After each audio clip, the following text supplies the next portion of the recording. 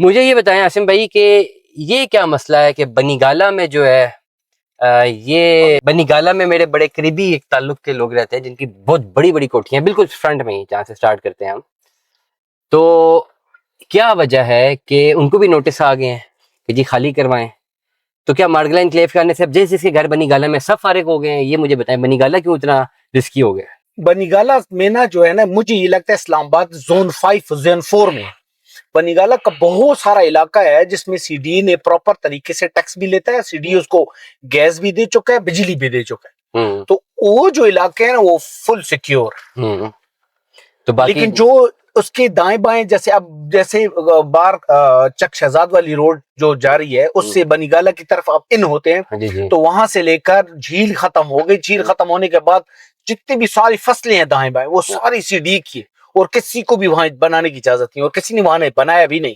क्या ये मार्गला एनक्लेव ये बनीगाला को भी खा जाएगा, पी जाएगा कि नहीं? नहीं, रावल एनक्लेव गिरा दिया तो पीछे है और वो काफी इससे दूर है। इसके साथ लोग क्यों डर रहे हैं फिर? बनीगाला से लोग क्यों डर रहे हैं? मैं बताते खुद मुझे बनीगाला बहुत पसंद है। सैदपुर विलेज हो गया और बरीमाम हो गया, उसमें जितने भी एग्रेसिव हालात में गवर्नमेंट ने सबके घरों को मिसमार किया ना, तो लोगों का डर जायज नहीं। तो सैदपुर विलेज में तो वैसे भी उनकी अपनी प्रॉपर्टी थी, वो भी सारी उड़ा दी। मैंने देखा नहीं सैदपुर विलेज भी काफी ज्यादा उड़ाई है उन्होंने। पहले जो है ना शुरू में जितने लोगों की दुकानें थी, उनकी जो शॉप्स थी, उनके ठेले ठूले थे, वो तोड़े।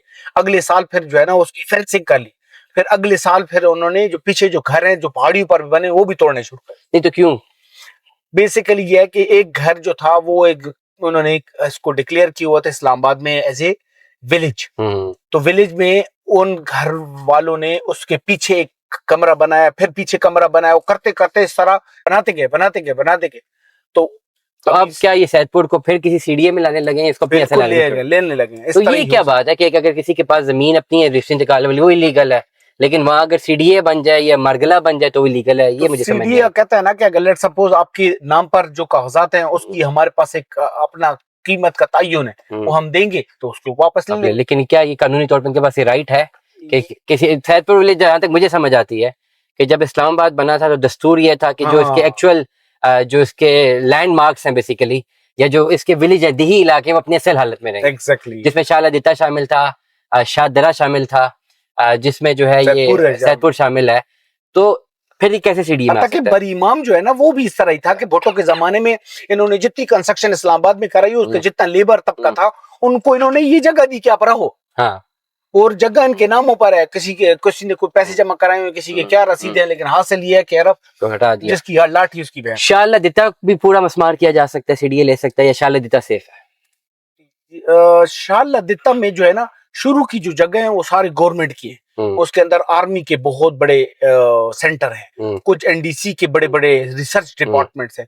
उसके बाद आगे पहाड़ियां जो है ना वो लोगों ने बेतहाशा बनाई। अभी वो उसकी मुझे इल्म नहीं है कि वो किसी पटवार खाने में आता है कि वो ऐसा इंतकाल पटवार खाने से मिला हुआ है शाहलादिता का, वो भी स्टेक पे है।